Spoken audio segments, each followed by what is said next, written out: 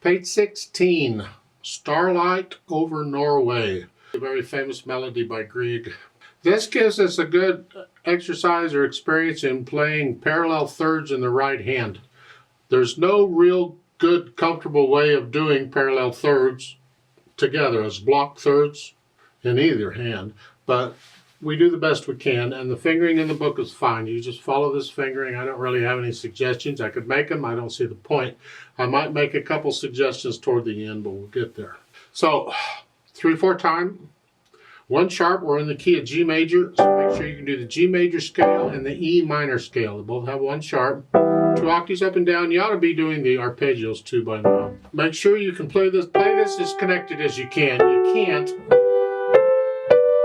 You got that. That's all right. Just do the best you can. 5th finger. 5th finger. The 3rd. So play it all connected. Last line on page 16. You're here. 2. And then cross over. I've already talked about this crossing over. You use 1 finger as a pivot and you come across. So, then top of page 17 is 3/5. If you don't want to come up in here, then you have to do a 3, that. But if you can, do the 1-2. Left hand is broken chord. Big deal. I don't have a lot on the left hand. I mean, it gets a little tricky toward the bottom of page 16. It's the last measure, the 3rd line. You're here, and then we're here. Hit 1-5 on these. I don't really recommend it. If your hand's big enough, do a, and let the thumb catch the top note. I mean, this is the stronger. If you can handle that, you can do it. I'm connecting them. It keeps me anchored to the keyboard. I can feel where I'm at. I'm not losing track of where I'm going. Because this, you can lose track of where you're at, although you shouldn't, because you're only going up and down 1 note. But I prefer that if your hand's big enough. And then at the end, bottom page 17, the last 2 measures, you hold that down for the rest of the piece. It's tied, and while you're holding it down, you're going to go here, and they want you to go thumb and here. That go 2 here. If your hand's big enough, you can use a 2 if you can reach that, and then use a thumb, and you can connect both of those. But I'll leave that up to you and the size of your hands. But if you slide off, then use 2 here for the last one. I want you to have an idea of all that, and no hesitations anywhere. You're taking it nice and slow. It's not a fast piece. Then we'll think about the articulation, the slurs.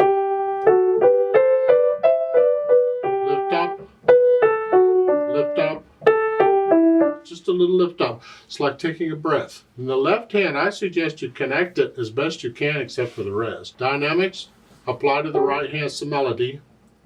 Soft, and you're going to go up to, they don't say how, but there's a note there, an asterisk. That's not part of the music. It is this publisher's way of indicating a footnote, which is at the bottom of the page. It gives you, you could go up to MF or MP or whatever. There's no set value. There's no set rule. It's not, you've got to do it this way. Music doesn't work like that. You feel it, how fast. You might go up. Might just go up just for a little bit. See, on these matching hairpins, you start here, here, and you come together there. There, I got it right. I figured it out. Look in the middle of the hairpins at whatever note or notes are there, and that's your target. You're going to go to that part. I need more coffee. And then back down. So it's here. Louder. There. And then back down. And all the swells in here work pretty much the same way. But how loud you get is up to you. Don't get loud. This is not a loud piece. This is a very gentle, sweet piece. How do I know that? Well, I looked at the tempo, where the tempo is supposed to be, and it says dolce, which means sweetly. Doesn't give a tempo. Well, sweetly. Just let it. It's a nice waltz time. 1, 2, 3, 1, 2, 3, 1. Just let it flow like a waltz.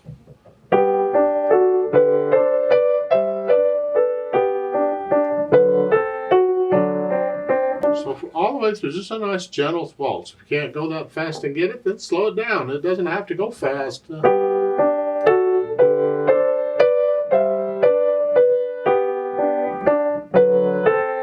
1, 2 is kind of a slow waltz, but it works if you want to go that fast. That's fine. I mean, you can always search out Opus 54 number 5 and listen to it. This is an arrangement. Listen to it and get an idea. It's only an idea because different people will take it at different speeds, but it'll give you an idea. You can listen to multiple recordings.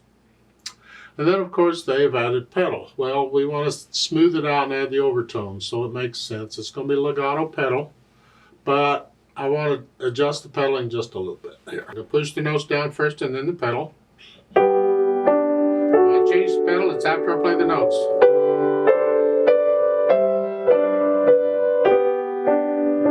But if I want to hear the phrasing, I'm going to lift the pedal up with the right hand so I can hear the phrasing.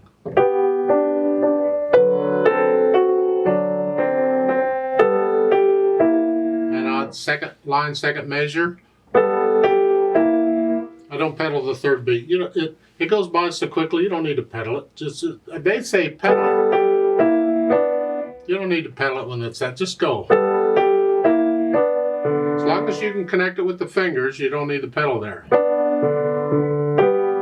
So, and that's basically the pedaling throughout. Now, when you get to the top of page 17, it's the well, just start at the beginning of that line. You're here. And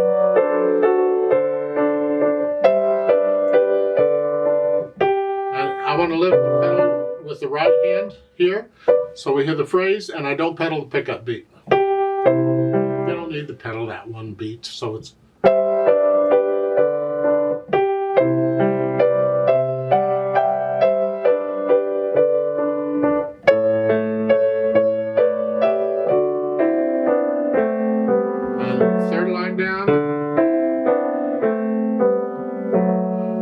You can, if you want, pedal every one of those. There's nothing wrong with that. If it's too blurry for you,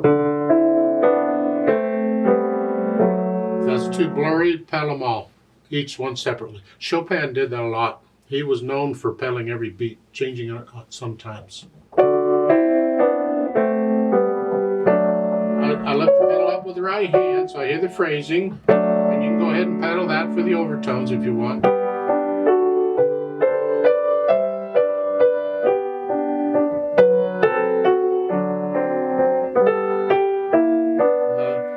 Fourth line down, third measure. Again, I don't pedal the third beat. You don't need to pedal that beat. Like so. And then at the end, the last, let's say, 4 measures, you're here. Here, and they say no pedal, we'll want to clear it out, and then I'd pedal at the end to color the last note. The idea is we're finishing it off, you're clearing it out, it's kind of a clean here, and then the last note is held out. And a lot of times in piano, when we hold a note out, we'll pedal it to color it. Otherwise, it just sits there and goes away. But if we can pedal it, add the overtones, it just adds a little bit of color, a little bit of interest to it. And I guess that's what they're doing here. It's the last 2 measures, you're here. You're not pedaling. And then after you play the notes, pedal. And then pedal and hands come up together. That's fine. Did you notice the finger substitution? I missed it earlier. Next to the last measure at the bottom of page 17, it's a 4-5. Play it with the 4th finger and immediately put 5th finger on it. We want to connect it with the fingers. I do a lot of finger substitutions. Some people don't. They avoid them. They don't want to do them. But personal thing. But I would encourage you to get good at finger substitutions. They come in handy. That way you're not necessarily relying on the pedal for everything. Now here with the pedal, you connect it, but now you're out of position for this. You could do a 1, 2, 1. But it's good for the, I encourage you to do the finger substitution.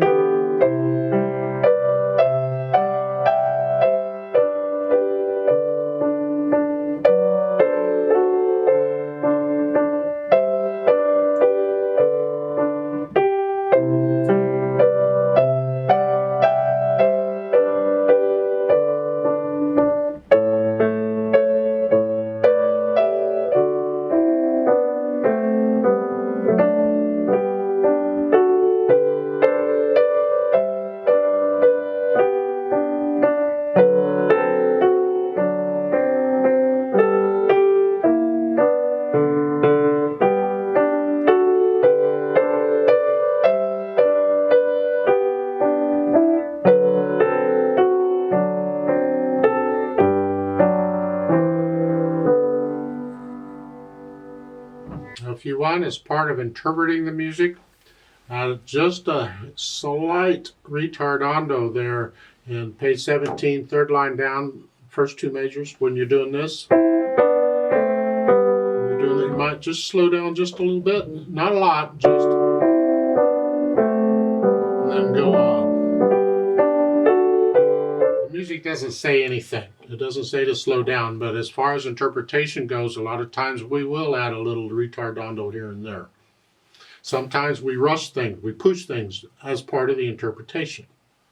Sometimes we do it accidentally, but you know, there's a lot of leeway in the music. You do what the music tells you to do, but it doesn't tell you everything. You can interpret things, experiment, and see what you like.